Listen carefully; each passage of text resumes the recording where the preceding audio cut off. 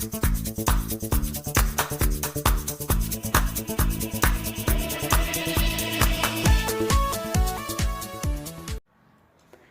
all, welcome back to my channel Gateway to Computer Science.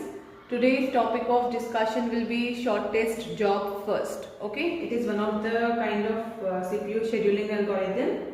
Okay, in the previous video we had discussed about the fcfs algorithm. Now we'll be discussing about the SJF, that is shortest job first. You will have to understand 2 points to clearly understand how this works.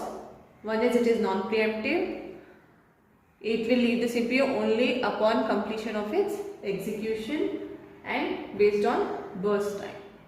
It is based on burst time, that is the time that actually takes to complete the process.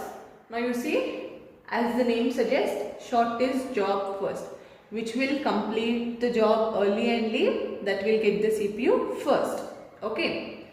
Now you see, we have been given this example. The arrival time of P1 is 1, P2 is 2, P3 is 1 and P4 is 4, and the burst time of each of this is 3, 4, 2, 4 respectively. Now you see here the arrival time of P1 and P3 is same, that is at 1. But you see the burst time for P1 is 3 seconds and P3 is 2 seconds. So according to the criteria of shortest job first, P3 will be given first to the CPU, that is for execution. But there is one more thing you have to note before giving P3 to the CPU. CPU always starts its execution at 0, but both of these processes are coming at 1. So what will happen till 1 second? CPU will be in the idle state for 1 second. Here you see CPU starts its execution at 0. For 1 second CPU will be idle, because no processes arrive. Arrival time is when the process is in ready queue. When there is no process in ready queue only, how can you give it for execution? So for 1 second CPU will be in idle state, and as stated earlier, which will get the CPU first? P3, because see both the arrival times are same, but here it has shortest job. So P3 will get executed. At 2 seconds P2 already comes, but this is non-preemptive, right? So it will complete. When it enters the CPU, it will complete its whole execution. So P2 will complete for 2 seconds, that is till 3. P2 will be P3 will be in the CPU. And next we will see.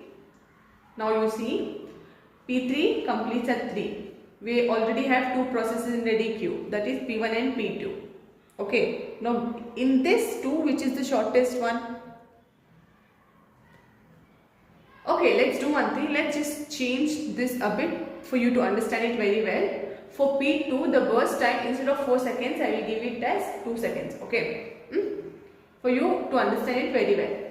Now see, at 3, even P1 is in ready queue and P2 is also in ready queue.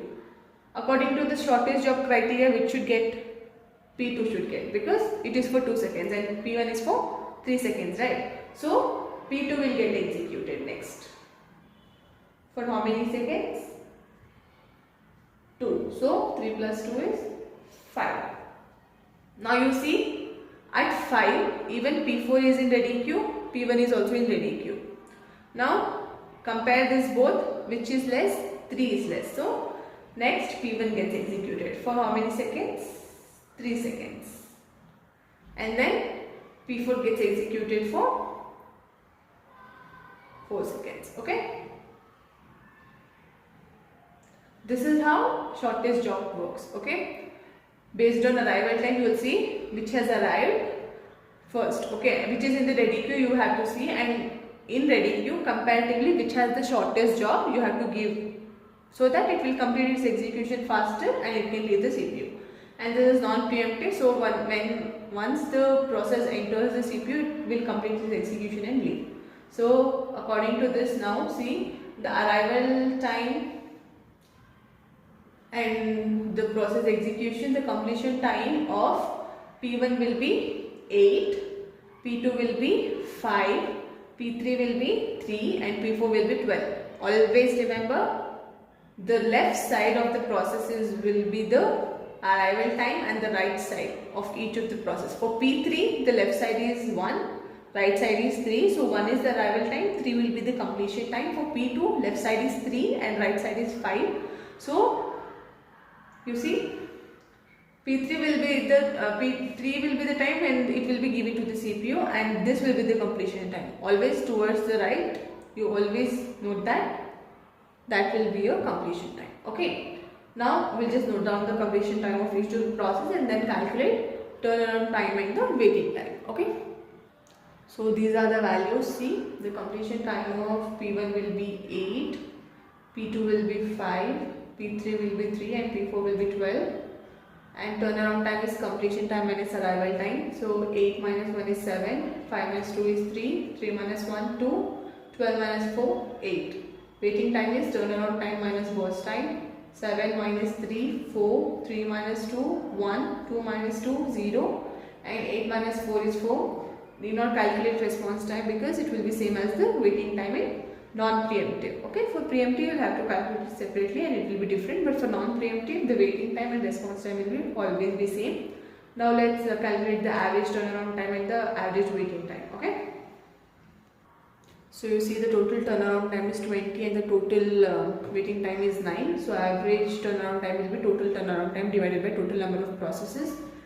So that will be 20 by 4, that is 5, and average waiting time will be total waiting time divided by total number of processes. 9 is the total waiting time, we have total number of 4 processes, so that will be 2.25. So this is all about the shortest job first algorithm. I hope you have understood the concept very well, and feel free to leave any queries. If you have any doubts, please comment in the comment section and I'll try to clear it out for you. Okay, and if you haven't understood anything, just comment, and if you have understood it very well, then like and share and support.